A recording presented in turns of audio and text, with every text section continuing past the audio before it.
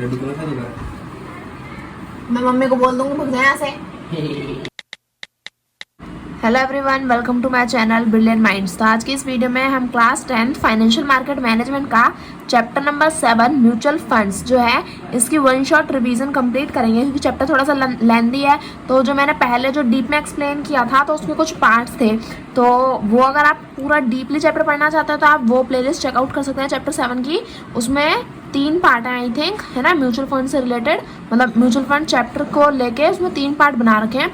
लेकिन अगर आप एग्जाम से पहले रिवीजन करना चाहते हैं और एक ही बार में पूरा चैप्टर समझना चाहते हैं तो यहाँ पे इसकी मैं वन शॉट रिवीजन सीरीज ले आई हूँ। तो चैप्टर 6 हमने कल ही कंप्लीट कर लिया था और अब हम चैप्टर अपना 7 स्टार्ट करते हैं। तो चैप्टर 7 का नाम है हमारा म्यूचुअल फंड्स। अब बुक थोड़ी सी गंदी है क्योंकि जो मैंने पहले आपको पढ़ाया था तो उसमें थोड़ा पेन से मार्क कर दिया था, तो प्लीज़ आप इसे थोड़ा सा कॉम्प्रोमाइज़ कर लेना क्योंकि थोड़े से बहुत पेन के निशान अभी भी यहाँ पे हैं। तो अभी हम अपना स्टार्ट करते हैं म्यूचुअल फंड्स। तो यहाँ पे दिया है फर्स्ट टॉपिक हमें, what is the regulatory body for mutual funds.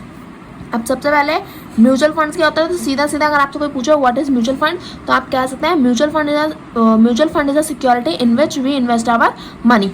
तो बस म्यूचुअल फंड क्या हमारी सिक्योरिटी है, तो आप इसे ये ऐसे डिफाइन कर सकते हैं।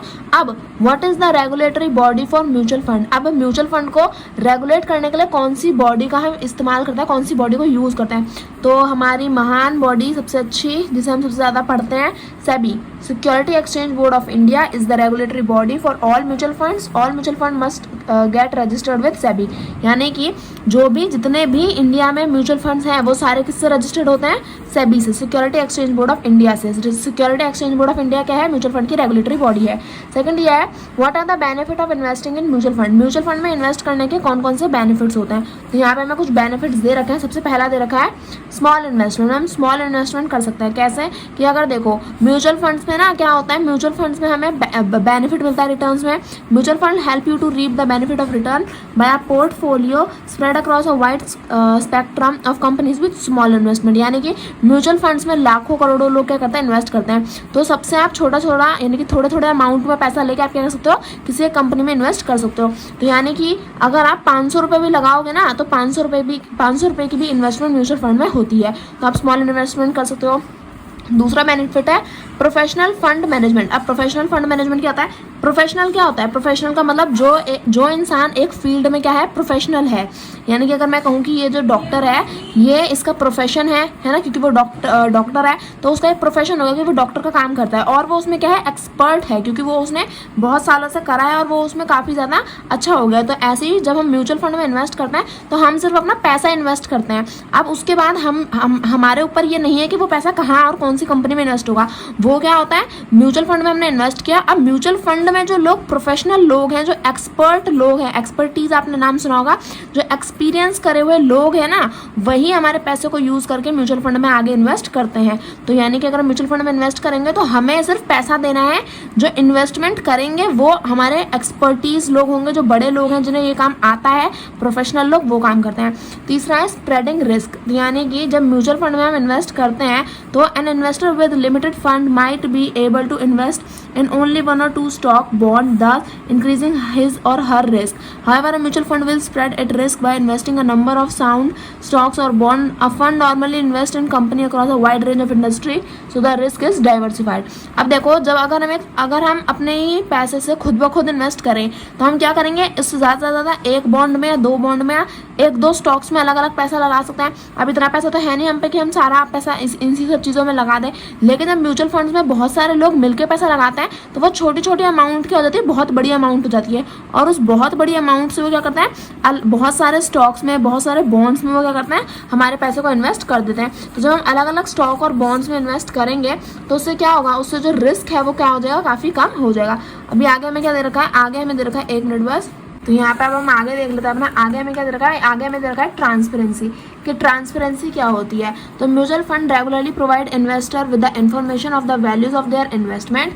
Mutual fund also provide complete portfolio disclosure of the investment made by various schemes and also the proportion invested in each asset type. यानी कि म्यूचुअल फंड में जब हमने पैसा इन्वेस्ट किया तो हमने तो सिर्फ अपना पैसा लगाया, हमें तो नहीं पता ना कि हमारा पैसा कौन सी सिक्योरिटी में इन्वेस्ट हुआ है। तो अब ये पता करने के लिए हमें जो म्यूचुअल फंड में जो प्रोफेशनल लोग हैं, जो ये काम करते हैं, वो क्या करते हैं, अपने इन्वेस्टर्स को पूरी इन्फॉर्मेशन प्रोवाइड कराते हैं कि आपका जो कितना पैसा है, हमने कहाँ इन्वेस्ट किया है, अब उससे कितना बेनिफिट आपको मिलेगा और कितना रिटर्न आपको मिलेगा। तो म्यूचुअल फंड वाले जो है वो सारी इन्फॉर्मेशन अपने इन्वेस्टर्स को प्रोवाइड करते हैं। पूरा पोर्टफोलियो जो है, यानी कि पूरा जो सिक्योरिटी से रिलेटेड जो पोर्टफोलियो है, सारे इन्फॉर्मेशन, सारे डॉक्यूमेंट, सारी रिटर्न ऑन बेनिफिट, सारे रिस्क रिटर्न, ये सब क्या है उस पोर्टफोलियो में अपने इन्वेस्टर को बताया जाता है कि आपका पैसा यहाँ इन्वेस्ट हुआ है, इसमें इतना रिटर्न मिलेगा, इसमें इतना बेनिफिट है, इसमें इतना रिस्क है। तो इस टाइप की जितनी भी चीज़ें हैं वो सारे म्यूचुअल फंड वाले अपने इन्वेस्टर्स को बताते हैं, क्या क्या स्कीम्स हैं और क्या क्या बेनिफिट होंगे उन स्कीम के। ये सारी भी चीज़ें क्या है, ट्रांसपेरेंसी हम अपने इन्वेस्टर्स को प्रोवाइड करते हैं। कौन? म्यूचुअल फंड वाले लोग। अब choice, a large amount of mutual fund offer the investor a wide variety to choose from. An investor can pick up a scheme depending upon his risk return profile. यानी कि जो mutual fund है ना, उसमें सिर्फ ऐसा नहीं है कि आप इसी एक म्यूचुअल फंड में इन्वेस्ट कर सकते हो। म्यूचुअल फंड में आपको बहुत सारे ऑप्शन दिए जाएंगे कि आप इसमें इन्वेस्ट करना चाहते हो इसमें करो, इसमें इन्वेस्ट करना चाहते हो इसमें करो, इसमें करना चाहते हो इसमें करो। जो आपको अपने लिए बेहतर लग रहा है, जो आपको अपने लिए अच्छा लग रहा है, आप उसमें क्या कर सकते हो, इन्वेस्ट कर सकते हो। तो बहुत ज़्यादा चॉइस जो है म्यूचुअल फंड में यहाँ पे प्रोवाइड की जाती है। अब देखो यहाँ दे रखा है रेगुलेशन। तो अभी हमने ऊपर पढ़ा था कि रेगुलेशन में क्या है, रेगुलेट कौन करती है, सेबी करती है। तो यहाँ पे भी हमारा सेबी ही आ जाएगा कि अगर रेगुलेशन है, अगर सब कुछ कंट्रोल हो रहा है, तो मतलब सीधी सी बात है कि अगर क्लास में टीचर होती है तभी बच्चे थोड़ा बहुत शांत बैठते हैं। वैसे मुझे पता है आप में से कोई नहीं बैठता होगा, क्योंकि आप लोग हल्ला इतना मचाते हो, कोई नहीं सुनता टीचर की। बट फिर भी अगर क्लास में टीचर होती है ना, तो थोड़ा कम हल्ला होता है। अगर क्लास में टीचर नहीं है तो ज़्यादा हल्ला होगा और बच्चे किसी की सुनेंगे ही नहीं। ऐसे ही अगर सेबी है, अगर रेगुलेट कर रहा है कोई ऊपर से इंसान, तो क्या होगा, प्रोटेक्शन रहेगी इन्वेस्टर्स के लिए कि उनके पैसे के साथ फ्रॉड नहीं किया जाएगा, उन्हें धोखा नहीं दिया जाएगा, पैसे को इधर उधर नहीं किया जाएगा। तो अब जो है रेगुलेशंस दी जाती है म्यूचुअल फंड में कि सेबी क्या करती है, रेगुलेट करती है म्यूचुअल फंड को और जो इन्वेस्टर्स हैं उनके इंटरेस्ट को प्रोटेक्ट करती है। अब हम आ जाते हैं अपने नेव पर। यहाँ पे नेव का फॉर्मूला लिख रखा है, अभी इसे नहीं देखो, अभी मैं आपको जब समझाऊंगी उसके बाद आप इसे देखना है ना, या फिर मैं आपको दोबारा से लिखवा दूंगी। तो अगर हम यहाँ पे देखें, देखो NAV or net asset value of a fund is the cumulative market value of the asset of fund net, एक minute, of the fund net of its liability. NAV per unit is simply the net value of asset divided by the number of unit outstanding. Buying and selling into funds is done on the basis of NAV related price. अब देखो NAV क्या है, हमें तो यही नहीं पता है। NAV है हमारा नेट असेट वैल्यू, ठीक है, ये है हमारा NAV। अब नेट एसेट वैल्यू मैम ये क्या होता है, मुझे तो ये भी नहीं पता है। तो देखो दोबारा बता रही हूँ, मैंने वैसे अपने पहले की वीडियोस में बता रखा है, बट दोबारा समझ लेते हैं। नेट एसेट वैल्यू क्या होती है, जब हम म्यूचुअल फंड में इन्वेस्ट करते हैं ना, तो बहुत सारे लोग अपना थोड़ा थोड़ा अमाउंट क्या करते हैं, इन्वेस्ट करते हैं। तो अब उसमें हमें पर्टिकुलरली ये नहीं कहा जाता कि राम को पूरा एक ये शेयर मिला, श्याम को ये शेयर मिला और राधा को ये शेयर मिला, ऐसे नहीं होता है। म्यूचुअल फंड में हमें क्या मिलती है, हमें यूनिट दी जाती हैं, ठीक है। म्यूचुअल फंड में हमें यूनिट प्रोवाइड होते हैं कि आपके पास 1 यूनिट है, आपके पास 2 यूनिट है। तो फॉर एग्जांपल अगर आपकी 1 यूनिट है वो है 10 रुपये की, ठीक है। अगर आपकी 1 यूनिट 10 रुपये की है और टोटल कितनी है, टोटल यूनिट है आपकी 1000, ठीक है। तो नेव क्या हो जाएगा, तो नेव हो जाएगा इसका 10 इंटू 1000, तो क्या आ जाएगा, यहाँ आ जाएगा 10,000। तो बस यही है नेव कि आपकी जो 1 यूनिट है ना, उसका प्राइस मल्टीप्लाई बाय क्या, आपकी टोटल यूनिट्स कितनी है। अगर आपके म्यूचुअल फंड में टोटल 1000 यूनिट है और 1 यूनिट की वैल्यू है 10 रुपये, तो आपका नेव क्या हो जाएगा, 10 इंटू 1000, 10,000। या फिर अगर आप क्या कर सकते हैं, सिंपली यहाँ पे दे रखा है कि अगर आप पर यूनिट नेव की वैल्यू निकालनी है, यानी कि जैसे यहाँ पे तो हमने टोटल नेव निकाला कि टोटल नेव क्या है। अगर आपको नेव पर यूनिट निकालना है, यानी कि 1 यूनिट की वैल्यू निकालनी है, तो सोचो कि अगर आपके पास टोटल नेव है 10,000 रुपये, है ना, ये टोटल नेव है। अब आपको क्या निकालना है, पर यूनिट वैल्यू, तो यानी कि 1 यूनिट की वैल्यू निकालनी है। तो टोटल तो है 10,000 और आपके पास यूनिट कितनी है, टोटल यूनिट है आपके पास 1000। अब आपको 1 यूनिट की वैल्यू निकालनी है। अगर 1000 यूनिट की वैल्यू 10,000 है तो 1 की क्या होगी, डिवाइड कर देंगे आपस में। जब डिवाइड करेंगे तो 1 की वैल्यू आ जाएगी 10 रुपये। सीधी सी बात है कि अगर आपको नेव निकालना है ना, वैसे मैंने पहले भी एक्सप्लेन कर रखा है, दोबारा समझा रही हूँ। नेव होता है हमारा कि 1 यूनिट, आपके पास जो 1 यूनिट है मल्टीप्लाई बाय आपके पास कितने यूनिट है, आपका आ जाएगा टोटल नेव। अगर 1 यूनिट की वैल्यू 10 रुपये है और टोटल आपके पास 10 क्या है, यूनिट है, तो 10 इंटू 10 क्या हो जाएगा, 100 रुपये आपका नेव हो जाएगा। लेकिन अगर आपको निकालना है कि 100 रुपये आपका नेव है और टोटल यूनिट आपके पास 10 हैं, तो एक की वैल्यू क्या होगी, तो यहाँ से हम 10 को 10 सेंड कर देंगे, तो 100 डिवाइडेड बाय 10 क्या हो जाएगा, एक यूनिट की वैल्यू हो गई 10 रुपये। यही होता है हमारा नेव, यानी कि हमारे जो एक असेट है, जो हमारा एक यूनिट है, उसकी वैल्यू को निकालने के लिए हम क्या बोलते हैं, उसे हम बोलते हैं नेव। अब a NAV of a mutual fund is required to be publish in newspaper. अब जो नेव होता है ना, वो हमारा न्यूज़पेपर में भी पब्लिश किया जाता है। तो नेव और बाकी के सारे टॉपिक्स हमने कंप्लीट कर लिया। अपना नेक्स्ट पेज हम स्टार्ट करते हैं। अब अपना नेक्स्ट टॉपिक स्टार्ट करता है। प्लीज़ थोड़ा सा आप कॉम्प्रोमाइज़ कर लेना, यहाँ पे देखो पेन वेन चले हुए हैं, बट प्लीज़ आप थोड़ा सा समझने की कोशिश करना। तो देखो नेक्स्ट टॉपिक हमारा क्या है, are there any risk involve in investing in mutual fund. अब यहाँ पे मैं पूछा है कि जब हम म्यूचुअल फंड में इन्वेस्ट करते हैं तो क्या उसमें कोई रिस्क है। सीधी सी बात, देखो इस दुनिया में ऐसी कोई भी चीज़ नहीं है जिसमें रिस्क ना हो।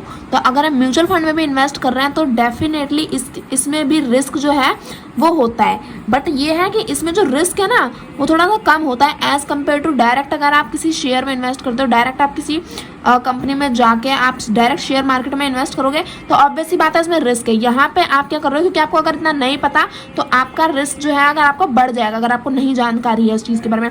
लेकिन म्यूचुअल फंड में जब आप इन्वेस्ट करते हो तो आप वहाँ पे अपना पैसा देते हो।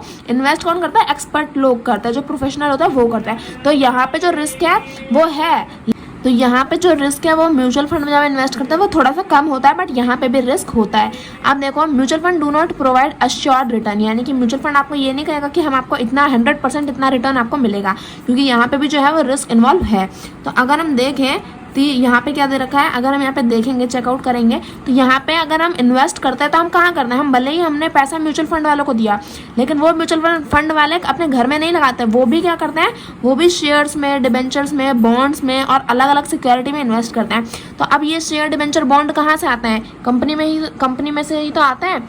अब अगर ये भी कंपनी में से आएंगे तो अगर फॉर एग्जांपल अगर हम सोचें कि अगर कंपनी डूब जाती है या फिर कंपनी की परफॉर्मेंस जो है वो अच्छी नहीं चल रही है तो क्या होगा, उस सीधी सीधी बात है उसकी जो अगर परफॉर्मेंस कम हो जाएगी तो उसकी जो वैल्यू है वो डिक्रीज हो जाएगी। अगर डिक्रीज हो जाएगी तो उससे क्या होगा, उसका लॉस होगा, कंपनी का लॉस होगा। तो ऑब्वियस सी बात है अगर उसके शेयर, डिबेंचर, बॉन्ड में अगर हमने इन्वेस्ट किया है तो जो उसके इन्वेस्टर्स हैं डायरेक्टली और इनडायरेक्टली उन्हें भी क्या होगा, लॉस यहाँ पे उन्हें फेस करना पड़ेगा। तो इसलिए यहाँ पे भी कुछ तरह के क्या है, म्यूचुअल फंड में भी अलग अलग टाइप के रिस्क होता है। अब वो हम यहाँ पे पढ़ लेते हैं। इस पूरे पैराग्राफ में बस यही दे रखा है कि म्यूचुअल फंड में रिस्क है, इस तरह का रिस्क है बस। और वैसे भी वन शॉट है तो इसलिए मैं आपको थोड़ा सा जल्दी जल्दी यहाँ पे कवर करा रही हूँ। देखो पहला रिस्क है market risk. If the overall stock and bond market, अब देखो मैं बताती हूँ सीधा सीधा कि अगर आप क्या करते हो, अगर आपने म्यूचुअल फंड में इन्वेस्ट किया, मार्केट रिस्क का मतलब है कि पूरी की पूरी मार्केट में ही परेशानी चल रही है। अब परेशानी कैसे चल रही है कि फॉर एग्जांपल जैसे अभी कोरोना चल रहा है तो उसकी वजह से क्या हुआ, लॉकडाउन लग गया, बहुत सारी परेशानियाँ आई, तो इससे क्या हुआ, इससे जो है जो मार्केट का वैल्यू है वो डिक्रीज हो गई है ना। मार्केट रिस्क का मतलब है कि ओवरऑल पूरी इकोनॉमिक फैक्टर में ही क्या आई, परेशानी आई। अब पूरा का पूरा जब देश ही बंद हो गया तो भला ये जो हमारे स्टॉक मार्केट और शेयर मार्केट कहाँ से आगे जाएंगे। तो जब पूरी कंट्री वाइज पूरे ओवरऑल जब क्या आता है, इकोनॉमी फैक्टर में एक डाउन आता है तो उसमें हमारा मार्केट रिस्क होता है, क्योंकि वो तो ये जो डाउन है सबके लिए है, पूरी मार्केट में, पूरे इंडिया में, पूरे वर्ल्ड में क्या आया था, तो परेशानी आई थी, इकोनॉमिक क्राइसिस आए थे। तो इसकी वजह से यहाँ पे अगर आपका वैल्यू डाउन होती तो वो है मार्केट रिस्क की वजह से। दूसरा है non market risk. Non market risk का मतलब है कि मार्केट तो सही चल रही है, शेयर मार्केट, स्टॉक मार्केट, ये सब तो सही चल रहा है, लेकिन आपने जिस कंपनी में इन्वेस्ट किया है उसी में कोई परेशानी चल रही है। फॉर एग्जांपल कि अगर किसी कंपनी के बारे में कोई गलत खबर आ रही है कि ये कंपनी में लॉस हो रहा है या फिर वो सही से अपने इन्वेस्टर्स के साथ बिहेव नहीं कर रही है, अपने इन्वेस्टर्स के साथ फ्रॉड कर रही है, तो कौन उस कंपनी में इन्वेस्ट करेगा, कोई भी नहीं करेगा। तो ऑब्वियस सी बात है यहाँ पे हमें क्या मिलेगा, एक लॉस बियर करने को मिलेगा। या फिर अगर हम क्या देखें कि bad news about a individual company pull down, हाँ अगर एक कंपनी में के बारे में बुरी खबर आ रही है कि वो अच्छे से नहीं बिहेव कर रही है, उसका इन्वेस्टर्स अच्छे से नहीं काम, मतलब उसके एम्प्लॉय अच्छे से काम नहीं कर रहे हैं और जो कंपनी है वो लॉस बियर कर रही है, तो उसका जो स्टॉक प्राइस है वो क्या होता है, नेगेटिवली इफेक्ट होते हैं। तो उसके मतलब कि यहाँ पे हमें क्या मिलेगा, रिस्क यहाँ पे हम बियर करेंगे। दूसरा दे रखा है, तीसरा दे रखा है यहाँ पे कि इंटरेस्ट रेट रिस्क। अब इंटरेस्ट रेट रिस्क क्या है, bond price and interest rate moves in opposite direction. When interest rate rise bond price fall and this decline in underlying security affect the fund negatively. अब bond price जो है और जो interest rate है ये आपस में अपोजिट चलते हैं कि अगर बॉन्ड प्राइस ज़्यादा होगा तो इंटरेस्ट रेट कम होगा, और अगर इंटरेस्ट रेट बढ़ेगा तो बॉन्ड प्राइस कम होगा, है ना। तो ये दोनों अपोजिट हैं कि अगर यहाँ पे अगर क्या होता है, अगर हमारा इंटरेस्ट रेट बढ़ता है, अगर हमारा ब्याज बढ़ता है तो उसका मतलब हमारा बॉन्ड क्या हो रहा है, बॉन्ड हमारा कम हो रहा है। तो इससे क्या होगा, जो अगर बॉन्ड का प्राइस ही गिर जाएगा तो उससे क्या होगा, जिस जहाँ हमने इन्वेस्ट किया है उस इन्वेस्टमेंट का ही प्राइस गिर गया, बॉन्ड प्राइस ही गिर गया। तो ऑब्वियस सी बात है यहाँ पे भी हमें क्या मिलेगा, यहाँ पे हमें लॉस मिलेगा और हमें रिस्क है कि हमारी इन्वेस्टमेंट अच्छे से काम नहीं करेगी, हमें लॉस हो सकता है अगर हमारा बॉन्ड प्राइस यहाँ पे अफेक्ट होगा। तो अब हम अपना आगे देख लेते हैं, आगे क्या दे रखा है, आगे हमें दे रखा है क्रेडिट रिस्क। तो क्रेडिट रिस्क भी हम यहाँ पे देख लेते हैं, यहाँ देखते हैं credit risk. So bond and डेप्ट obligation, so when the fund invest in corporate bond they run the risk of the corporate defaulting on their interest and principal payment obligations, and when that risk crystallize it leads to a fall in the value of bond causing the name of the fund to take a beating। यानी कि जब हम क्या करते हैं credit risk, अगर हमने क्या किया, क्रेडिट किया यानी कि हमने अपना पैसा क्या दिया, यहाँ पे दूसरी जगह पे इन्वेस्ट किया। अब अगर क्या होता है, अगर कंपनी कोई कॉर्पोरेट बॉन्ड में अगर हमने इन्वेस्ट किया और कॉर्पोरेट कोई क्या करते हैं, डिफॉल्ट करते हैं, कॉर्पोरेट यानी कि कंपनी, अब कंपनी ने कोई गलती कर दी, वहाँ पे उसने कोई गलत स्कीम ले ली या फिर कंपनी में लॉस हो गया, तो कंपनी की गलती की वजह से क्या हुआ, अब अगर कंपनी में लॉस आ रहा है तो ऑब्वियस सी बात है अगर वहाँ के जो इन्वेस्टर्स हैं उन्हें भी लॉस बियर करना पड़ेगा। तो क्रेडिट रिस्क हमारा यही है कि अगर कंपनी कोई गलती करती है और उसके बाद जो रिस्क है वो अगर हमारे इन्वेस्टमेंट पे पड़ता है, क्योंकि बॉन्ड क्या है, डेप्ट ऑब्लिगेशन है। डेप्ट ऑब्लिगेशन यानी कि बॉन्ड क्या है, बॉन्ड हमारा एक उधारी है जिसे हमें पे करना होता है। तो अगर हमने किसी कंपनी में इन्वेस्ट किया, अब वो कंपनी अगर लॉस में जा रही है या फिर वो बैंकरप्ट हो गई है ना, तो उसके बाद क्या होगा, ऑब्वियस सी बात है कि अगर कंपनी ही बंद हो जाएगी या कंपनी बैंकरप्ट हो जाएगी तो हमें भी क्या करना पड़ेगा, लॉस बियर करना पड़ेगा। तो क्रेडिट रिस्क यही होता है कि अगर हम किसी कंपनी में इन्वेस्ट करते हैं और कंपनी की गलती की वजह से हमें परेशानी होती है, हमें अगर रिस्क बियर करना पड़ा कंपनी की गलती की वजह से, तो वो क्या हो जाता है, हमारा क्रेडिट रिस्क हो जाता है। अब हम अपना आगे आ जाते हैं, यहाँ दे रखा है what are the different type of mutual fund. अब अलग अलग टाइप के म्यूचुअल फंड कौन से होते हैं वो हम यहाँ पे देख लेते हैं। तो पहला दिया है on the basis of objective, तो इक्विटी फंड और ग्रोथ फंड। अब इक्विटी फंड और ग्रोथ फंड दोनों एक ही चीज़ है, तो यहाँ पे ज़्यादा परेशान मत होना। तो आप देखो, fund that invest in equity shares are called equity fund. सीधी सीधी सी बात है कि जो पैसा हम अपने इक्विटी शेयर्स में इन्वेस्ट करेंगे उस पैसे को हम क्या कहेंगे, इक्विटी फंड कहेंगे, क्योंकि हमने इक्विटी शेयर्स में इन्वेस्ट किया है तो वो इक्विटी फंड हो जाता है। They carry the principal objective of capital appreciation of the investment over the medium to long term. They are best suited for investors who are seeking capital appreciation. There are different type of equities such as diversified fund, sector fund, sector specific fund and index based fund. तो यहाँ पे हमें क्या दे रखा है, यहाँ पे हमें दिया है कि इक्विटी फंड और ग्रोथ फंड क्या है कि जब हम अपना पैसा इक्विटी में इन्वेस्ट करते हैं तो उसे हम क्या बोलते हैं, उसे हम बोलते हैं इक्विटी फंड। और इक्विटी फंड किन लोगों के लिए ज़्यादा बेनिफिशियल है, ये उन लोगों के लिए ज़्यादा बेनिफिशियल है जो क्या करते हैं, कैपिटल एप्रिसिएशन करना चाहते हैं, यानी कि सिर्फ और सिर्फ अपने पैसे को बढ़ाना चाहते हैं, है ना, क्योंकि वो लॉन्ग टर्म के लिए इन्वेस्ट करेंगे तभी उनका पैसा बढ़ेगा। तो इक्विटी में सबसे ज़्यादा हाई रिटर्न मिलता है, तो जो अपना कैपिटल को जल्द से जल्द ज़्यादा से ज़्यादा बढ़ाना चाहते हैं तो वो क्या कर सकते हैं, इक्विटी फंड में यहाँ पर अपना पैसा इन्वेस्ट कर सकते हैं। अब हम देख लेते हैं अपना डाइवर्सिफाइड फंड। अब देखो, डाइवर्सिफाइड नाम से ही सुनने में समझ में आ रहा है, डाइवर्सिफाइड मतलब अलग अलग जगह पे क्या करना है, इन्वेस्ट करना। तो these fund invest in company spread across sector, यानी कि डाइवर्सिफाइड फंड में क्या होता है, हम सिर्फ एक ही जगह इन्वेस्ट नहीं करते, हम अलग अलग जगह का करते हैं, इन्वेस्टमेंट करते हैं। तो अपने पैसे को हमने क्या किया, डाइवर्सिफाइड करते हैं, इधर इधर इधर इधर, यहाँ शेयर खरीदा, यहाँ खरीदा, यहाँ खरीदा, यहाँ खरीदा। तो इससे क्या होता है, रिस्क भी कम हो जाता है कि अगर ये कंपनी डूब जाती है तो कोई बात नहीं, यहाँ से हमें पैसा मिल जाएगा। तो डाइवर्सिफाइड फंड में क्या होता है, हम अलग अलग सेक्टर्स में क्या करते हैं, इन्वेस्ट करते हैं, अलग अलग कंपनीज के अलग अलग सेक्टर में। जैसे हमने ऑटोमोबाइल सेक्टर में कर लिया, फिर हमने फार्मेसी सेक्टर में कर लिया, फिर हमने क्या किया, अपने मेकअप प्रोडक्ट की जो सेक्टर होता है उसमें कर लिया, फिर हमने क्या बोलते हैं, इलेक्ट्रो पावर जो है हमारे, है ना, पावर इंडस्ट्री जो है उसमें हमने इन्वेस्ट कर लिया। तो अलग अलग सेक्टर्स में जब हम इन्वेस्ट करते हैं तो वो डाइवर्सिफाइड फंड हो जाता है। अब हमें दिया है सेक्टर फंड। तो सेक्टर फंड क्या है, these fund invest primarily in equity shares of a company in a particular business sector और industry. These fund are targeted at investor who are bullish और fancy the prospectus of the particular sector. यानी कि sector fund का मतलब है जब हम एक पर्टिकुलर सेक्टर में ही इन्वेस्ट करते हैं। जैसे अगर मैं चाहती हूँ कि अगर आगे जाके क्या है, ऑटोमोबाइल सेक्टर बहुत ज़्यादा ग्रो होने वाला है ना, तो अब मैं चाहती हूँ कि मैं इसी में इन्वेस्ट करूँ, तो एक सेक्टर के एक पर्टिकुलर सेक्टर में ही इन्वेस्ट करना, एक कंपनी के एक पर्टिकुलर सेक्टर की ही कंपनी में इन्वेस्ट करना है या फिर उसकी इंडस्ट्री में इन्वेस्ट करने को हम क्या बोलते हैं, सेक्टर फंड बोलते हैं। कि जैसे अगर मैं ऑटोमोबाइल सेक्टर में करना चाहती हूँ तो मैं बस ऑटोमोबाइल सेक्टर में ही इन्वेस्ट करूंगी। तो एक पर्टिकुलर इंडस्ट्री में या एक पर्टिकुलर सेक्टर में इन्वेस्ट करने को हम क्या बोलते हैं, सेक्टर फंड बोलते हैं। अभी बाकी का बचाओ हम नेक्स्ट पेज से स्टार्ट करते हैं।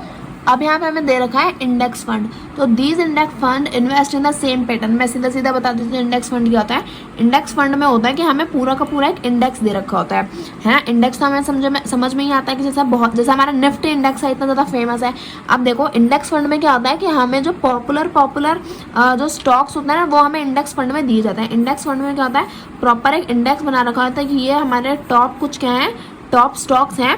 ऐसे ही जो हमारा निफ्टी इंडेक्स है इसमें हम क्या करते हैं, इंडेक्स फंड में अलग अलग स्टॉक्स में जाके इन्वेस्ट करने से अच्छा है कि हम डायरेक्ट एक इंडेक्स उठाते हैं। जैसे हमने निफ्टी इंडेक्स उठाया और इसमें टॉप 50 इंडेक्स होता है, उसमें से हम क्या कर सकते हैं, उसमें डायरेक्ट इन्वेस्ट कर सकते हैं। तो अलग अलग इंडेक्स मतलब अलग अलग स्टॉक ढूंढ के फिर उनमें क्या करना है, इन्वेस्ट करना। तो अलग अलग में ढूंढना नहीं पड़ता, उसमें हमें क्या पड़ता है कि डायरेक्ट हमने निफ्टी इंडेक्स उठाया, उसमें जो टॉप 50 स्टॉक्स हैं उसमें जाके हमने इन्वेस्ट कर दिया। तो इससे क्या होगा, हमारा टाइम बचेगा और हमारा जो रिस्क है वो भी डाइवर्सिफाइड हो जाएगा क्योंकि हमने क्या किया, अलग अलग स्टॉक में इन्वेस्ट किया है। तो इंडेक्स फंड यानी कि डायरेक्ट एक बार में, ये वैसे तो एक ही इंडेक्स है लेकिन इसमें टॉप 50 स्टॉक्स आ जाते हैं। तो index fund means direct index में क्या करना है, इन्वेस्ट करना।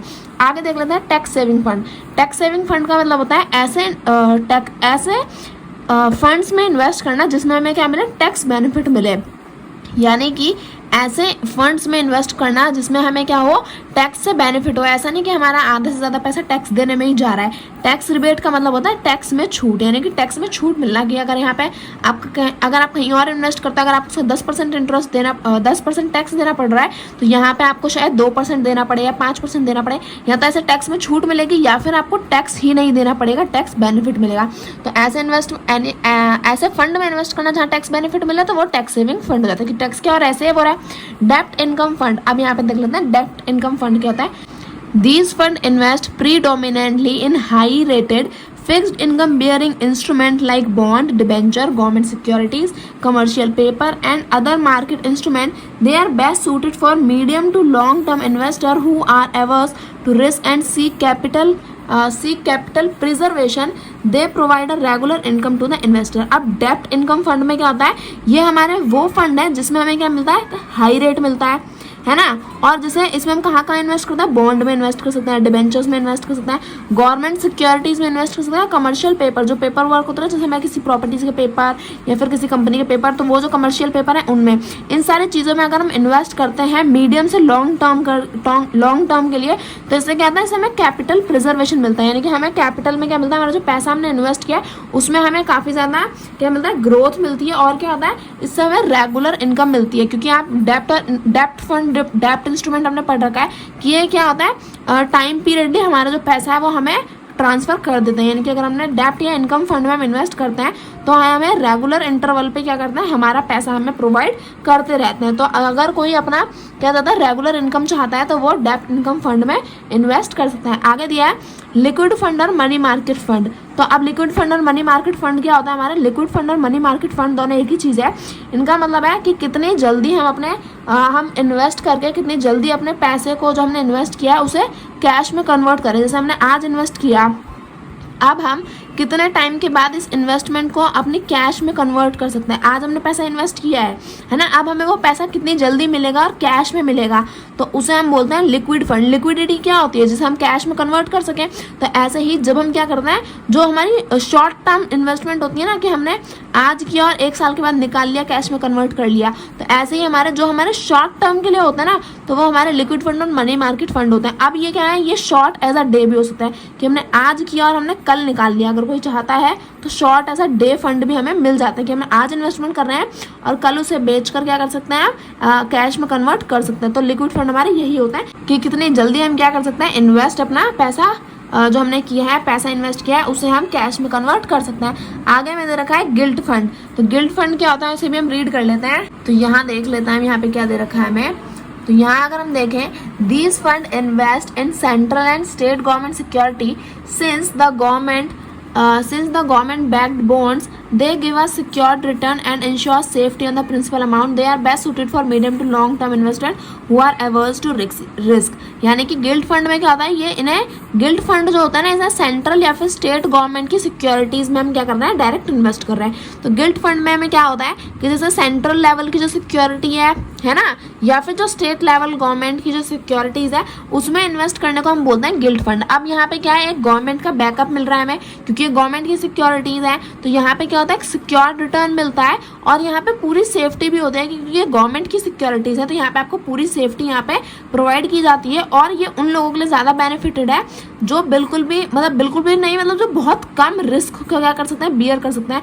जो ये चाहते ही नहीं कि उनका लॉस हो, वो क्या चाहते हैं, वो बहुत कम रिस्क बियर करना चाहते हैं. तो उन लोगों के लिए क्या है, ये काफी ज्यादा बेनिफिशियल है. अब बैलेंस फंड देखें अगर हम, तो बैलेंस फंड में क्या होता है, बैलेंस फंड में हम इक्विटी शेयर्स और फिक्स्ड इनकम बियरिंग दोनों में ही क्या करते हैं, सेम प्रोपोर्शन में इन्वेस्ट करते हैं. यानी कि अगर आपने क्या दिए, 1000 रुपये दिए मुझे और मैं कहूँ कि 500 रुपये तो मैं लगा रही हूँ आपके इक्विटी में, है ना, और 500 रुपये मैं लगा रही हूँ आपके डेप्ट इंस्ट्रूमेंट में. तो क्या हुआ, मैंने क्या किया, आपका पैसा दोनों जगह बैलेंस कर दिया कि 500 रुपये इक्विटी शेयर्स में लगा दिया, तो यहाँ पे हाई रिस्क है और हाई रिटर्न है, और 500 रुपये मैंने आपका डेप्ट इंस्ट्रूमेंट में लगा दिया, यहाँ पे लो रिस्क है लेकिन यहाँ पे भी बेनिफिट होगा.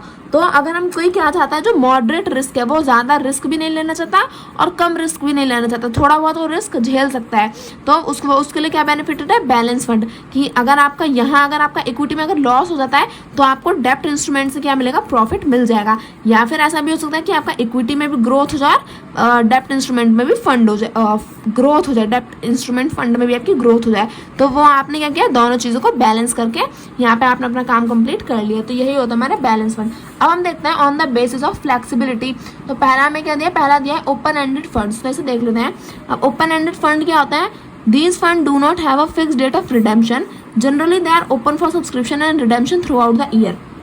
यानी कि ओपन एंडेड फंड में हम कभी भी जाके पूरे एक साल में कभी भी इन्हें सब्सक्राइब कर सकते हैं, यानी कि कभी भी जाके हम अपना पैसा इनमें इन्वेस्ट कर सकते हैं और इसमें कोई फिक्स डेट ऑफ रिडेम्पशन नहीं होती. इसमें कोई ऐसा फिक्स्ड नहीं है कि आपको आज ही पैसे देने हैं या कल ही पैसे देने हैं, 1 महीने के बाद आपको इन्वेस्ट करना ही पड़ेगा. ऐसी कोई फिक्स डेट ऑफ रिडेम्पशन यहाँ पे नहीं होती है. आप पूरे साल में कभी भी जाके इसे सब्सक्राइब कर सकते हैं, कभी भी अपनी पेमेंट यहाँ पे आप कभी भी आप इसमें इन्वेस्ट कर सकते हैं, कभी भी निकाल सकते हैं. तो यहाँ पे कोई फिक्स डेट ऑफ रिडेम्पशन नहीं है. और ये क्या है, ये ज़्यादा लिक्विड, और यहाँ पे क्या दे रखा है, यहाँ पे more liquid than close end funds. यानी कि क्लोज एंड फंड्स में पढ़ेंगे तो ये क्या है, इसे हम इजीली कैश में कन्वर्ट कर सकते हैं. किसे, ओपन एंडेड फंड को हम इजीली कैश में कन्वर्ट कर सकते हैं. अब आगे हमें दिया है क्लोज एंड फंड. तो क्लोज एंड फंड्स क्या होता है, ये कब ओपन होता है, ये सिर्फ ओपन होता है इनिशियल पब्लिक ऑफरिंग के टाइम पे. आईपीओ के टाइम पे हम क्या कर सकते हैं, क्लोज एंड फंड्स में इन्वेस्ट कर सकते हैं, वरना ये उसके बाद क्या हो जाता है, उसके बाद ये क्लोज हो जाता है. तो इसलिए यहाँ पे दरकार क्लोज. ये क्या है, पूरे साल भर में कभी जाओ कभी इन्वेस्ट करो. ये क्या है, सिर्फ जब इनिशियल पब्लिक ऑफरिंग यानी कि आईपीओ आएगा तभी आप इसमें इन्वेस्ट कर सकते हो. और यहाँ पे क्या है, these fund have a fix date of redemption. यहाँ पे इन्वेस्ट करने के लिए एक फिक्स डेट ऑफ रिडेम्पशन है कि आपको आज ही करना है या फिर 1 महीने के बाद करना ही करना है. तो यहाँ पे जो है वो फिक्स डेट ऑफ रिडेम्पशन यहाँ पे हमें दी जाती है. One of the characteristics of the close end fund scheme is that they are generally traded at discount. यानी कि जो क्लोज एंड फंड्स है ना, ये हमें क्या मिलता है, डिस्काउंट पे ज़्यादातर ट्रेड होते हैं. ये इनकी एक कैरेक्टरिस्टिक्स है कि ये डिस्काउंट पे ट्रेड होते हैं. और जो इनका नेव है, अगर हम देखें नेव क्या मैंने पढ़ा कि 1 यूनिट की वैल्यू को हम बोलते हैं नेव. तो यहाँ पे अगर हमने क्लोज एंड फंड में इन्वेस्ट किया और अगर 5 साल के लिए कर रखा है, ठीक है, अगर हम 5 साल के लिए करते हैं तो फर्स्ट ईयर में हमें ज़्यादा डिस्काउंट मिलेगा, दूसरे ईयर में थोड़ा कम मिलेगा, तीसरे ईयर में थोड़ा और कम मिलेगा, चौथे में और ज़्यादा कम मिलेगा. जैसे जैसे हमारी मैच्योरिटी डेट पास आती रहती है, जैसे 5 साल के बाद क्या हो जाएगा, हमारा ये फंड मैच्योर हो जाएगा.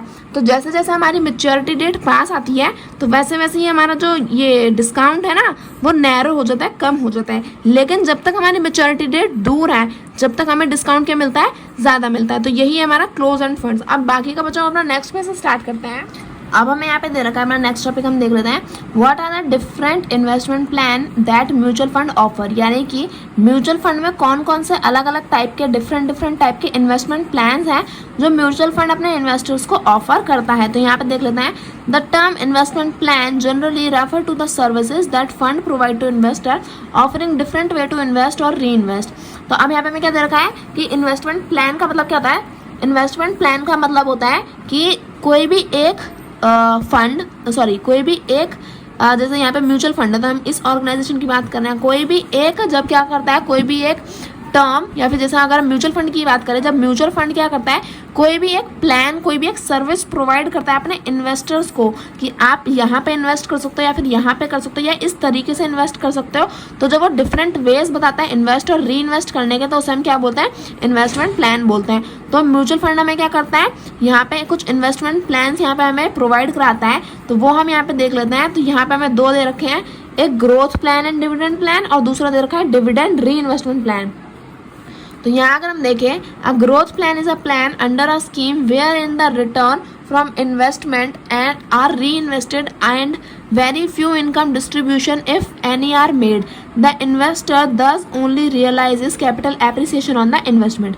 बस अभी इसके आगे हमारा डिविडेंड प्लान है। तो ग्रोथ प्लान क्या होता है, ग्रोथ प्लान हमारे वो प्लान है जिसमें क्या करते हैं, हम हमने आज इन्वेस्टमेंट करी है उसका अब जो रिटर्न हमें मिला है, जैसे अगर हमने 1 साल के लिए इन्वेस्टमेंट करी थी, तो यहाँ अगर हमने आज 1 साल के लिए इन्वेस्टमेंट करी, अगर हमने 1000 रुपये करे और 1 साल के बाद वो हमारे 2000 हो गए, तो अब ये जो 2000 रुपये हैं अगर हम इसे क्या करते हैं, दोबारा से री इन्वेस्ट कर दें, है ना। तो जब हमने क्या करी, जो इन्वेस्टमेंट हमने आज करी उसके बाद जो हमें उसका रिटर्न मिला, उसके बाद अगर हम उस पर री इन्वेस्ट कर दें तो वो क्या हो जाती है, उसमें क्या हुआ, उसमें हमें अब ज़्यादा रिटर्न मिलेगा। पहले 1000 रुपये का 2000 हुआ, तो यानी कि डबल हुआ। अब 2000 को अगर हम दोबारा इन्वेस्ट करेंगे तो वो 4000 रुपये हो जाएंगे। लेकिन अगर हम 1000 रुपये को दोबारा करते तो क्या होता, वो हमें वापस से 2000 ही मिलता। तो यहाँ पे ग्रोथ प्लान में क्या होता है, ग्रोथ प्लान का मतलब है कि हमने जो आज इन्वेस्टमेंट करी उसके बाद जब हमें उसके ऊपर दोबारा रिटर्न मिलेगा और उस रिटर्न के साथ साथ और प्रिंसिपल अमाउंट को मिला के जब हम उसे री इन्वेस्ट दोबारा से इन्वेस्ट करते हैं ताकि हमें क्या हो, और ज़्यादा कैपिटल एप्रिसिएशन हो, हमें और ज़्यादा प्रॉफिट हो और हमारा जो इन्वेस्टमेंट करिए उसकी ग्रोथ हो, तो उसे हम बोलते हैं ग्रोथ प्लान। और डिविडेंड प्लान में क्या होता है, under the dividend plan income is distributed from time to time. This plan is ideal for those who require regular income. Dividend plan में इसका एकदम उल्टा होता है कि हमने आज इन्वेस्टमेंट करी, 1 साल के बाद वो अगर पूरी मैच्योरिटी डेट हो गई है उसकी, तो क्या होगा कि हमने आज इन्वेस्टमेंट करी, हमें जो रिटर्न मिला वो हमें दे दिया जाएगा और उसके बाद क्या होगा, उसके बाद वो हमारे पास आ गया। तो यानी कि हमारी एक रेगुलर इनकम उसमें हमें मिलती रहती है कि हमने जब इन्वेस्ट किया तो उसका रिटर्न जो है वो हमें एक टाइम के बाद दे दिया जाएगा। और ये उन लोगों के लिए ज़्यादा बेनिफिशियल होता है जो क्या चाहते हैं, रेगुलर इनकम चाहते हैं। जो कैपिटल एप्रिसिएशन अभी नहीं चाहते वो क्या चाहते हैं, रेगुलर इनकम, जो क्या चाहते हैं टाइम टू टाइम अपना पैसा उनके पास आता रहे, ऐसी इनकम जो चाहते हैं वो डिविडेंड प्लान में इन्वेस्ट कर सकते हैं। आगे हमें दे रखा है डिविडेंड री इन्वेस्टमेंट प्लान, तो ये भी हम देख लेते हैं। तो यहाँ पे देख लेते हैं डिविडेंड री इन्वेस्टमेंट प्लान का क्या मतलब है। तो dividend plan of scheme dividend reinvestment plan. So dividend plan of scheme carry an additional option for reinvestment and income distribution. This is referred to as dividend reinvestment plan. Under this plan, dividend declared by a fund or are reinvested in the scheme on behalf of the investor, thus increasing the number of unit held by the investor.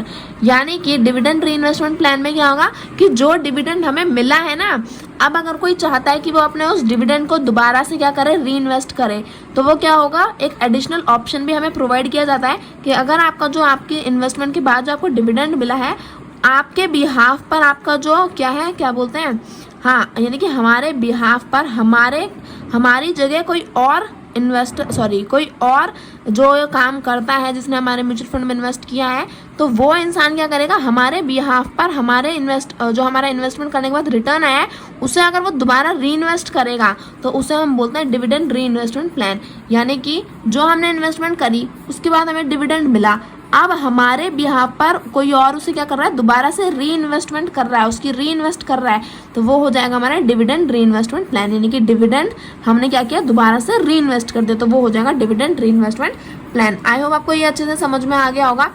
अगर आप deeply समझना चाहते हैं तो मेरी जो previous videos है, जो प्लेलिस्ट मैंने बना रखे हैं, आप उसे भी चेकआउट कर सकते हैं। आगे हम अपना देख लेते हैं, what are the right that are available to a mutual fund holders in India. यानी कि इंडिया में जो म्यूचुअल फंड होल्डर है, जो म्यूचुअल फंड में इन्वेस्ट करते हैं, उनके पास कौन कौन से राइट होते हैं, कौन कौन से हक होते हैं। तो यहाँ पे 7 पॉइंट हमें यहाँ पे दे रखे हैं, तो हम देख लेते हैं। पहला तो यह है कि जब आप इन्वेस्टमेंट करते हो, तो अगर आपने म्यूचुअल फंड में इन्वेस्ट किया, तो जब आप अपनी क्या करते हो, रिसीव यूनिट सर्टिफिकेट और statement of account confirming your title within 6 week from the date you request for a certificate. अच्छा, तो जब आप क्या करते हैं, म्यूचुअल फंड में इन्वेस्ट करते हो, तो अगर आपने इन्वेस्ट किया, अब आपको क्या चाहिए, प्रूफ भी तो चाहिए ना कि हाँ जी आपने किया है या नहीं किया। तो आप क्या करोगे, इन्वेस्ट करने के बाद जब आप रिक्वेस्ट डालोगे, जब आप रिक्वेस्ट करोगे कि मुझे एक यूनिट सर्टिफिकेट दे दिया जाए कि मैंने यहाँ पे इन्वेस्ट किया है, तो जब आप रिक्वेस्ट डाल दोगे तो उसके 6 हफ्तों के अंदर अंदर आपको एक यूनिट सर्टिफिकेट या फिर एक अकाउंट कन्फर्मिंग स्टेटमेंट आपको क्या कर दी जाएगी, प्रोवाइड कर दी जाएगी।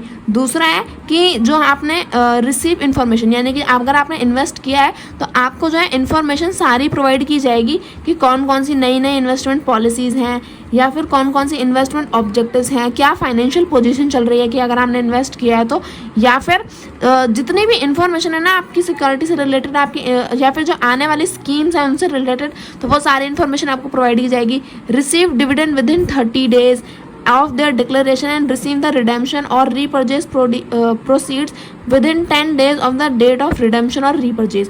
यानी कि अगर आपने इन्वेस्ट किया है म्यूचुअल फंड में तो उसके बाद उसका डिविडेंड भी तो डिक्लेयर होगा ना, आपको रिटर्न भी तो चाहिए। तो जब वो डिविडेंड डिक्लेयर कर देंगे तो उसके 30 दिन के अंदर अंदर आपको क्या कर दिया जाएगा, डिविडेंड दे दिया जाएगा। या फिर अगर आपको रिडम्पशन आई है, अगर आपको क्या करना है, अगर आपको कोई और म्यूचुअल फंड क्या करना है, परचेज करना है या फिर आप किसी और में इन्वेस्ट करना चाहते हैं, तो अगर रिडम्पशन आई है तो आपको बता दिया जाएगा, आपको इन्फॉर्म कर दिया जाएगा और 10 दिन के अंदर अंदर आप क्या कर सकते हैं, उस रिडम्पशन को रीपरचेज कर सकते हैं और दोबारा से खरीद सकते हैं। चौथा दिया है, the trustee shall be bound to make such disclosure to the unit holders as are essential in order to keep them informed about any information which may have a adverse bearing on their investment. यानी कि जब हम mutual fund में invest करते हैं तो उसके जो यूनिट होल्डर्स हैं उनको इन्फॉर्म रखना, उनको सारी इन्फॉर्मेशन प्रोवाइड कराना, ये क्या है, सबसे ज़्यादा इंपॉर्टेंट चीज़ है। तो जो ट्रस्टीज़ है ना, उन्हें ट्रस्टीज़ क्या होती हैं, अब देखो सबसे पहले 3 चीज़ें होती हैं, एक होती है AMC, एक होता है ट्रस्टी, एक होता है ट्रस्ट। तो ट्रस्टी क्या होता है, ट्रस्टी यानी कि जो हमारा AMC होती है कंपनी, असेट मैनेजमेंट कंपनी, ये क्या करती है, लोगों से पैसा कलेक्ट करती है। अब जो ट्रस्टीज हैं वो क्या करेगी, वो ये चेकआउट करेगी कि ये जो पैसा आया है अब इसे हमें कहाँ इन्वेस्ट करना है। तो अब ये पैसा हमारा ट्रस्टीज के पास में है, तो ट्रस्टीज क्या करेगी, ये सारी चीज़ें डिस्क्लोज करती है, लोगों के सामने सब कुछ बताती है कि आपका पैसा कहाँ जाने वाला है, कहाँ इन्वेस्ट होगा, कितना इन्वेस्ट होगा, कितना रिस्क है, कितना बेनिफिट है। तो ये जो सारी इन्फॉर्मेशन है ये क्या करती है, अपने इन्वेस्टर्स को, अपने यूनिट होल्डर्स को डिस्क्लोज करके रखती है। 5th पॉइंट हमें दे रखा है, 75% of the unit holder with the prior approval of SEBI can terminate the AMC of the fund, यानी कि asset management company of the fund.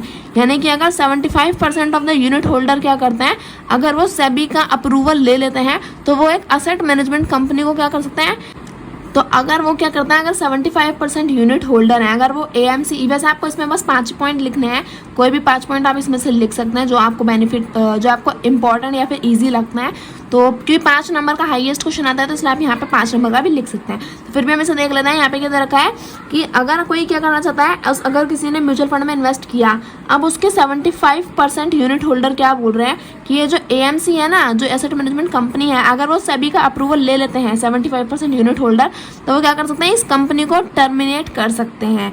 अब देखो ये जो हमारा ये जो AMC, ट्रस्टी और ट्रस्ट, ये सारी जो चीज़ें हैं ना, ट्रस्टी, ट्रस्ट, AMC, ये सारी हमारी 11th क्लास की FMM में है। तो ये थोड़ा सा हायर लेवल है, अगर आपकी समझ में नहीं आता तो इट्स ओके, आप 11th में से ब्रीफ में पढ़ोगे, डीपली पढ़ोगे तो ज़्यादा से अच्छे से आपको समझ में आएगा। तो 75% यूनिट होल्डर क्या कर सकते हैं, सेबी के अप्रूवल लेके वो एक AMC, असेट मैनेजमेंट कंपनी को क्या कर सकते हैं, टर्मिनेट कर सकते हैं। 6th पॉइंट दिया है, 75% of the unit holder can pass a resolution to wind up the scheme. अगर हमने क्या करा, म्यूचुअल फंड ने कोई स्कीम निकाली और वो उनके यूनिट होल्डर्स को पसंद नहीं आती है, तो अगर 75% यूनिट होल्डर क्या बोलते हैं कि हमें ये पसंद नहीं है, इसे बंद कर दिया जाए, तो वो क्या कर सकते हैं, उस स्कीम को बंद करवा सकते हैं, ख़त्म करवा सकते हैं उस स्कीम को। एन इन्वेस्टर कैन सेंड, अच्छा अगर कोई इन्वेस्टर्स को क्या है, म्यूचुअल फंड से रिलेटेड कोई परेशानी है, कोई प्रॉब्लम है या फिर कोई कंप्लेंट है, तो वो क्या कर सकता है, वो सेबी के पास जाके अपनी कंप्लेंट को फाइल करा सकता है और सेबी क्या करेगी, उसकी हेल्प करेगी जब तक वो मैटर रिजॉल्व नहीं हो जाता, जब तक वो परेशानी का सॉल्यूशन नहीं मिल जाता, जब तक जो है सेबी आपकी हेल्प करेगी और म्यूचुअल फंड्स में जो भी परेशानी चल रही है उसमें आपकी हेल्प करेगी कि वो सारी जो परेशानी है वो खत्म हो जाए और आपको आपका सोल्यूशन मिल जाए। अब हम अपना आगे देख लेते हैं, what is a fund offer document. तो फंड ऑफर डॉक्यूमेंट क्या होता है, आप सीधी सी बात है, फंड ऑफर डॉक्यूमेंट को भी हम देख लेते हैं। पहले तो A fund offer document is a document that offers you all information.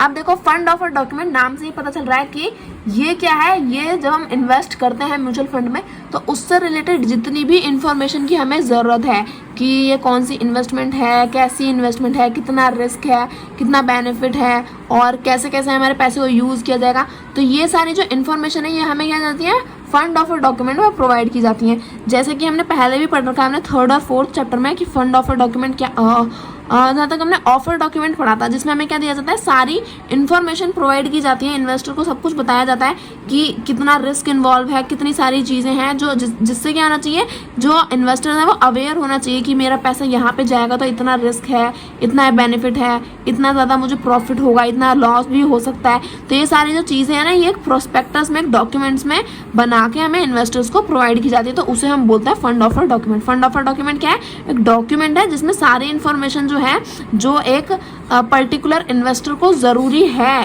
ताकि उसे वो उस स्कीम में इन्वेस्ट करने से पहले वो जान सके, वो सारी जो इम्पॉर्टेंट डॉक्यूमेंट्स में जो इम्पॉर्टेंट इन्फॉर्मेशन है वो सारी फंड ऑफर डॉक्यूमेंट में प्रोवाइड की जाती है। अब कौन कौन सी इन्फॉर्मेशन है वो हम अपनी नेक्स्ट पेज से स्टार्ट करते हैं। तो यहाँ पे हमें दे रखा है इन्वेस्टमेंट ऑब्जेक्टिव, यानी कि जो हम इन्वेस्टमेंट हम कर रहे हैं उसका ऑब्जेक्टिव क्या है, यानी कि उस फंड ऑफर डॉक्यूमेंट में ये सारी इन्फॉर्मेशन प्रोवाइड की जाती है कि ये जो इन्वेस्टमेंट हम कर रहे हैं, ये जो इन्वेस्टमेंट है इसका ऑब्जेक्टिव क्या है, कि ये कहीं कुछ फ्रॉड तो नहीं होगा ना, तो ये सारी चीज़ें, रिस्क फैक्टर कितना है और खर्चा कितना आने वाला है, और कॉन्स्टिट्यूशन ऑफ द फंड यानी कि कैसे कैसे हम आपके पैसे को यूज़ करने वाले हैं, guidelines on how to invest यानी कि आपको सारी गाइडलाइंस दी जाती हैं, सारी इन्फॉर्मेशन दी जाती है कि कैसे कैसे इन्वेस्ट करना है, कैसे पैसे को यूज़ किया जाएगा। ऑर्गेनाइजेशन एंड कैपिटल स्ट्रक्चर यानी कि जिस ऑर्गेनाइजेशन की हेल्प से आप क्या कर रहे हो, इन्वेस्ट कर रहे हो, या फिर जिस कंपनी में इन्वेस्ट कर रहे हो तो वो ऑर्गेनाइजेशन कैसी है, उसका कैपिटल स्ट्रक्चर क्या है यहाँ पे, या फिर कितना लॉस है, कितना प्रॉफिट है उस कंपनी में, वो सारी चीज़ें आपको बताई जाती हैं। टैक्स प्रोविजन, टैक्स कितना आपको देना पड़ेगा, या टैक्स से रिलेटेड सारे इश्यूज जो है वो आपको बताए जाएंगे। फाइनेंशियल इन्फॉर्मेशन यानी कि जो फाइनेंशियली जो अभी इन्फॉर्मेशन ज़रूरी होती है, फाइनेंशियली जब आप इन्वेस्ट करोगे तो आपको कंपनी के बारे में फाइनेंशियल कंडीशन भी तो पता होनी चाहिए ना कि कैसी कंपनी में आप इन्वेस्ट करना चाहते हो, तो वो फाइनेंशियल इन्फॉर्मेशन भी हमें प्रोवाइड की जाती है। तो ये सारी कुछ बेसिक इन्फॉर्मेशन है जो हमें प्रोवाइड की जाती है फंड ऑफर डॉक्यूमेंट में। अब अपना आगे आ जाता है, बस हमारा active fund management, passive fund management और ETF, बस यही 3 टॉपिक बचे हैं। उसके बाद हमारा पूरा चैप्टर जो है वन शॉट रिवीजन कंप्लीट हो जाएगी। तो देखो what is active fund management हम देख लेते हैं। तो देखो जब एक्टिव फंड मैनेजमेंट का मतलब है जब हमारा एक फंड मैनेजर, यहाँ पे इस चीज़ को बहुत अच्छे से ध्यान रखना, फंड मैनेजर यहाँ पे सबसे ज़्यादा इंपॉर्टेंट है। जब हम क्या करते हैं, जब हम इन्वेस्ट कर रहे हैं तो हम जब एक फंड मैनेजर की हेल्प से, फंड मैनेजर को यूज़ करके उसकी हेल्प से, जब फंड मैनेजर क्या करेगा, हमारे बिहाफ पे सारी जो है कंपनी की रिसर्च करेगा, एनालाइज करेगा, मार्केट देखेगा कि उस कंपनी से रिलेटेड उसकी न्यूज़ कैसी है, कंपनी अच्छा काम करती है नहीं करती है, और कंपनी के असेट्स कितने हैं, कंपनी की पूंजी कितनी है, संपत्ति कितनी है कंपनी के पास उधारी कितनी है, कंपनी अच्छी काम करती है नहीं करती है। तो ये सारी जो इन्फॉर्मेशन है जब एक फंड मैनेजर हमारे लिए, इन्वेस्टर के लिए कलेक्ट करके लाता है और उसे बताता है कि ये वाली कंपनी जो है ये अच्छी है, इसमें सारी चीज़ें इसकी अच्छी हैं, रिसर्च मैंने करी है, मार्केट न्यूज़ और कंपनी को एनालाइज किया है कि कंपनी में सब कुछ सही से चलता है, बेनिफिट और रिस्क और सारी चीज़ों को जब क्या करता है फंड मैनेजर, जब क्या करता है सारी इन्फॉर्मेशन कलेक्ट करके हमें बताता है, इन्वेस्टर को बताता है कि अब आप इस कंपनी में इन्वेस्ट कर सकते हैं, तो वो क्या हो जाता है, वो हो जाता है हमारा एक्टिव फंड मैनेजमेंट। कि इसमें क्या हुआ, एक फंड मैनेजर ने क्या किया, सारी रिसर्च, एनालाइज, मार्केट न्यूज़ को सबको ध्यान में रखते हुए क्या किया, सारी इन्फॉर्मेशन कलेक्ट करके फिर हमने इन्वेस्ट करवाया, तो वो होता है हमारा एक्टिव फंड मैनेजमेंट। अब अगर हम देख लेते हैं तो the fund buy and sell security actively based on changed prescriptions of fund of investment from time to time based on the classification of share with different characteristics. Active investment manager construct different portfolio। तो आप देखो active fund management में क्या होता है, fund manager हमारी help करता है, रिसर्च करता है, एनालाइज करता है, मार्केट न्यूज़ देखता है, कंपनी देखता है कैसी है, तो उस सब के बाद हमारा इन्वेस्ट करवाता है। अब एक्टिव फंड मैनेजमेंट में भी 2 तरह की क्या होती हैं, यहाँ पे जो क्लासीफाई इन्होंने कर रखा है 2 तरह की होती हैं एक्टिव फंड मैनेजमेंट में। पहला दे रखा है growth investing style. Growth growth investing style का मतलब है कि एक ऐसी कंपनी में इन्वेस्ट करना, एक ऐसी कंपनी में जाके इन्वेस्ट करना फंड मैनेजर की हेल्प से जो अभी क्या कर रही है, अभी ग्रोथ कर रही है। जैसे कि अभी अगर हम देखें तो जैसे कोरोना के टाइम पे जो फार्मेसी सेक्टर था वो क्या कर रहा था, ग्रो कर रहा था, क्योंकि दवाइयों की ज़रूरत बहुत पड़ रही थी। तो ऐसी कंपनी जो दवाइयाँ बनाती हो अभी वो कोरोना के टाइम पे क्या कर रही थी, बहुत ज़्यादा ग्रोथ कर रही थी। तो जब हम क्या करते हैं, फंड मैनेजर की हेल्प से ऐसी एक कंपनी में इन्वेस्ट कराएं जिसकी अभी की जो अर्निंग है, जो अभी जो प्रॉफिट है वो ज़्यादा है, यानी कि अभी वो ग्रोथ में चल रही है। तो उस कंपनी में इन्वेस्ट करना क्या होता है, ग्रोथ इन्वेस्टिंग स्टाइल हो जाता है। और दूसरा क्या है हमारा, दूसरा है हमारा value investment style. Value investment style का मतलब है एक ऐसी कंपनी में इन्वेस्ट करना मैनेजर की हेल्प से जिसकी भले ही अभी वैल्यू जो है, अभी जो ग्रोथ है वो कम है, लेकिन इन फ्यूचर क्या हो जाएगी, वो काफ़ी ज़्यादा इंक्रीज हो जाएगी। जैसा जो अभी हमारा ऑटोमोबाइल सेक्टर है, अभी ऑटोमोबाइल सेक्टर भले ही कोरोना के टाइम पे थोड़ा सा डाउन चल रहा हो, लेकिन जब कोरोना चला जाएगा तो उसके बाद ऑब्वियसली बात है कि ऑटोमोबाइल सेक्टर जो है वो काफ़ी ज़्यादा ग्रो करेगा। जैसे इलेक्ट्रॉनिक कार्स आ रही हैं, तो ये सारी जो चीज़ें हैं इसमें क्या होगा कि भले ही वो अभी डाउन चल रहा है वो कंपनी, लेकिन इन फ्यूचर जब क्या होगी, उसमें ग्रोथ होगी, जब उसकी वैल्यू फ्यूचर में इंक्रीज होगी, तो वो होती है हमारी वैल्यू इन्वेस्टमेंट स्टाइल। तो ग्रोथ इन्वेस्टमेंट स्टाइल में क्या होता है, जब इन्वेस्टर फंड मैनेजर की हेल्प से हम एक ऐसी कंपनी में इन्वेस्ट करें जिसकी अभी वैल्यू क्या है, अभी ग्रोथ क्या है, हाई है, तो वो ग्रोथ इन्वेस्टमेंट स्टाइल। और लेकिन वैल्यू इन्वेस्टमेंट स्टाइल में क्या होगा, जब हम फंड मैनेजर की हेल्प से एक ऐसी कंपनी में इन्वेस्ट करें जिसकी अभी वैल्यू भले ही कम है, लेकिन इन फ्यूचर वो क्या होगी, ऑटोमेटिकली इंक्रीज होगी, तो वो हो जाएगी हमारी वैल्यू इन्वेस्टमेंट स्टाइल। अब हमें दे रखा है what is a passive fund management, तो इसे भी हम यहाँ पे चेकआउट कर लेते हैं कि पैसिव फंड मैनेजमेंट क्या होता है। तो अब अगर हम पैसिव फंड मैनेजमेंट की बात करें यहाँ पे, तो देख लेते हैं पैसिव फंड मैनेजमेंट क्या होता है। जैसे एक्टिव फंड मैनेजमेंट में क्या था, हमारा एक फंड मैनेजर था जो हमें गाइड करता है कि हमें इस कंपनी में इन्वेस्ट करना है। पैसिव फंड मैनेजमेंट में क्या होता है, पैसिव फंड मैनेजमेंट में कोई फंड मैनेजर होता ही नहीं है। उसमें हम क्या करते हैं, डायरेक्ट एक इंडेक्स फंड में जाके अपना पैसा इन्वेस्ट कर देते हैं। किसके बेसिस पे, एक पोर्टफोलियो के बेसिस पे। वहां पे हम कोई भी कंपनी के बारे में एनालाइज नहीं करते कि कंपनी कैसी है, ना ऐसा देखते कि मार्केट कैसे चल रही है, ना उस कंपनी के इकोनॉमिक फैक्टर देखना है कि कंपनी में कितना फाइनेंशियली कैसी है कंपनी, ये सारी चीज़ों को हम एनालाइज और रिसर्च नहीं करते हैं। जो हमारा इंडेक्स फंड होता है ना, जिसमें हम जैसे हमारा निफ्टी इंडेक्स है उसमें टॉप 50 स्टॉक्स होते हैं, तो हम क्या करते हैं, जाके बिना किसी फंड मैनेजर की गाइडेंस के बिना हम क्या करते हैं, इंडेक्स फंड में जाके, जैसे कि निफ्टी इंडेक्स है उसमें जाके अब जब हम अपना पैसा इन्वेस्ट करते हैं, किसके बेसिस पे, सिर्फ पोर्टफोलियो ऑफ अ स्टॉक, कि हम पोर्टफोलियो में क्या देख लेना है कि सारी इंपॉर्टेंट डॉक्यूमेंट्स, मतलब पोर्टफोलियो में सारे इंपॉर्टेंट फैक्टर्स लिखे होते हैं, तो उसके बेसिस पे जाके जब हम टॉप 50 स्टॉक्स में जब निफ्टी इंडेक्स में इन्वेस्ट करते हैं, तो वो क्या हो जाता है, वो हो जाता है हमारा पैसिव फंड मैनेजमेंट। तो पैसिव फंड मैनेजमेंट में क्या होता है, जब हम क्या करते हैं, किसी भी एक पोर्टफोलियो पर स्टॉक यानी कि एक इंडेक्स में जब हम क्या करते हैं, अपना पैसा इन्वेस्ट करते हैं, तो वो हो जाता है हमारा पैसिव फंड मैनेजमेंट। एक्टिव में क्या होता है, हम फंड मैनेजर की हेल्प लेते हैं, पूरा रिसर्च करते हैं, एनालाइज करते हैं, उसके बाद इन्वेस्ट करते हैं। पैसिव फंड मैनेजमेंट में फंड मैनेजर का रोल ही नहीं है, इसमें डायरेक्ट हम इंडेक्स फंड में जाके इन्वेस्ट कर देते हैं, और जो रिटर्न हमारा मिलता है ना, return generated by the index, जो रिटर्न हमारा इंडेक्स में हमें मिलेगा वही क्या हो जाएगा, वही हो जाएगा हमारा return given by the fund. तो यानी कि जितना पैसा हमने इन्वेस्ट किया है उसके बाद जो इंडेक्स फंड पे हमें रिटर्न मिला है वही क्या हो जाएगा, हमारा index of return of the fund का हो जाएगा। यानी कि हमने जो पैसा इंडेक्स फंड में इन्वेस्ट किया, अब इंडेक्स फंड पे जितना भी रिटर्न आया तो वो क्या हो जाएगा, वो हमारा रिटर्न हो जाएगा। तो अब देखो, अगर मैं यहाँ से यहाँ तक तो हमें क्या दे रखा है, यहाँ से यहाँ तक तो हमें एक्टिव फंड का ही दे रखा है। उसके बाद हमें यहाँ पे बस इतना ही बता रखा है कि पैसिव फंड मैनेजमेंट क्या होता है। तो यहाँ तक मैंने आपको एक्सप्लेन कर दिया। अब हम जो है अपना नेक्स्ट पे स्टार्ट कर लेते हैं। तो बस हमें यहाँ पे यही दे रखा था कि जो हमारा पैसिव फंड मैनेजमेंट है उसमें हम क्या करते हैं, एक इंडेक्स फंड में इन्वेस्ट करते हैं, उसका जो रिटर्न है वही हमारी इन्वेस्टमेंट का रिटर्न हमें मिल जाता है। इसमें कोई भी फंड मैनेजर का रोल नहीं होता है। और इंडेक्स फंड में क्या होता है, डाइवर्सिफाइड बास्केट ऑफ सिक्योरिटीज होती है।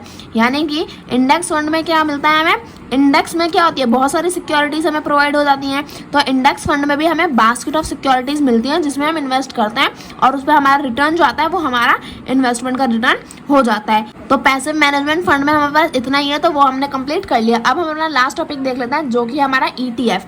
तो think of an exchange trade fund, यानी कि ETF की फुल फॉर्म क्या है, exchange trade fund as a mutual fund that trade like a stock just like an index fund and ETF represent a basket of stocks. that reflect an index such as Nifty. and ETF however isn't a mutual fund. अब देखो जो हमारा ETF है ना उसे हम बोलते हैं एक्सचेंज ट्रेड फंड, और इसमें क्या होता है ETF हमारा बास्केट ऑफ स्टॉक्स को रिप्रेजेंट करता है। बास्केट ऑफ सिक्योरिटीज जो है वो इंडेक्स रिप्रेजेंट करता है। बास्केट ऑफ सिक्योरिटी मतलब इंडेक्स, और बास्केट ऑफ स्टॉक्स का मतलब ETF। बास्केट ऑफ स्टॉक का मतलब है हमें बहुत सारे अलग अलग डिफरेंट टाइप के जो स्टॉक्स हैं वो हमें ETF में मिल जाते हैं। अब एक्सचेंज ट्रेड फंड जो है ये कोई म्यूचुअल फंड की तरह नहीं है। म्यूचुअल फंड एक अलग सिक्योरिटी है और ETF जो है एक अलग सिक्योरिटी है, लेकिन फिर भी हमें यहाँ पे पढ़ा रहे हैं it trade just like an another company on a stock exchange. अब जो ETF है वो क्या है, ETF एकदम एक कंपनी की तरह ट्रेड करता है स्टॉक मार्केट में। जैसे कि एक कंपनी में हम स्टॉक्स में इन्वेस्ट करते हैं, ऐसे ही ETF भी क्या है स्टॉक मार्केट में होता है और इसमें हम स्टॉक्स में इन्वेस्ट कर सकते हैं। Unlike a mutual fund that has its net assets value calculated at the end of each trading day, ETF price change throughout the day, fluctuation with supply and demand. It is important to remember that while ETF attempt to replicate the return on indexes, there is no guarantee that they will do so exactly. यानी कि ETF में जो हम नेव calculate करते हैं उसकी per unit की value वो क्या होती है at the end of the trading day, यानी कि ट्रेडिंग डे के एकदम लास्ट में कैलकुलेट होती है। और ETF में क्या है, ETF में हर दिन हम ट्रेड करते हैं, तो हर दिन जितनी सप्लाई और डिमांड है कितने ज़्यादा, अब ज़रूरत नहीं ना कि रोज़ रोज़ उतने ही लोग इन्वेस्ट करेंगे जितना आज ने इन्वेस्ट किया, तो सप्लाई और डिमांड के बेसिस पे जो है ETF में कभी कम लोग इन्वेस्ट करते हैं कभी ज़्यादा करते हैं। तो इसलिए जो है यहाँ पे जो ट्रेडिंग डे पे लास्ट में की जाती है कैलकुलेट कि कितना प्राइस बैठा, और सप्लाई और डिमांड के हिसाब से ये जो फ्लक्चुएशन है ये चेंज होती रहती है। अभी अगर हम आगे देखें, by owning an ETF you get the diversification of index fund plus flexibility of a stock. Because ETF trade like a stock, you can short sell them, buy them on margin and purchase as little as one share. Another advantage is that expense ratio of most ETF are lower than that of average of mutual fund. When buying and selling ETF, you pay your broker the same commissions that you paid on a regular trade. यानी कि जब हम ETF में trade करते हैं, ETF को खरीदते हैं, तो उसमें क्या होता है, उसमें हमें कुछ बेनिफिट मिलते हैं। जैसे कि इसमें हमें इंडेक्स फंड मिलेंगे, है ना, और बास्केट ऑफ स्टॉक्स तो हैं ही, इसमें बहुत टाइप के स्टॉक्स हैं। तो एक तो इंडेक्स ऑफ फंड्स हमें प्रोवाइड होता है, और ऊपर से बहुत सारे स्टॉक्स जो है उनकी कंपैरिजन, अगर हमें बहुत सारी चॉइस मिल जाती है कि कौन से स्टॉक में हमें इन्वेस्ट करना है, और ये एक स्टॉक की तरह ट्रेड किए जाते हैं स्टॉक मार्केट में। तो हम क्या कर सकते हैं, इसमें इन्वेस्ट करके इसे शॉर्ट सेल कर सकते हैं, कुछ समय में भी इन्हें बेच के क्या कर सकते हैं, प्रॉफिट कमा सकते हैं। अगर हमने जैसे आज खरीदा और कुछ महीने के बाद हमें पैसे की ज़रूरत होता है, हम इसे शॉर्ट सेल कर सकते हैं, कुछ टाइम के बाद इन्हें बेच के पैसा कमा सकते हैं। और यहाँ पे देखो दूसरा एडवांटेज क्या है यहाँ पे, कि ETF का जो प्राइस होता है ना वो एक एवरेज म्यूचुअल फंड से लोअर होता है, क्योंकि ETF हमारा म्यूचुअल फंड तो है नहीं। तो जब म्यूचुअल फंड का अगर मैं कहूँ कि एक म्यूचुअल फंड को खरीदने के लिए 500 रुपये लगते हैं, तो ETF में क्या होता है, ज़्यादातर लोअर प्राइस होता है। तो ETF से हम क्या कर सकते हैं, इन्हें ज़्यादा एक चीप प्राइस पे हम क्या कर सकते हैं, ETF में अपना इन्वेस्टमेंट हम कर सकते हैं। और यहाँ पे जब हम ETF में इन्वेस्ट करते हैं तो जो हमारा ब्रोकर होता है, यानी कि जो हमारा इंटरमीडियरी है, उसे हमें सेम कमीशन देना पड़ता है as compare to regular trade. यानी कि जब हम रेगुलर ट्रेड करते हैं तो जितना कमीशन हम अपने, जैसे हम 2.5% हम क्या देते हैं, कमीशन देते हैं अपने ब्रोकर को।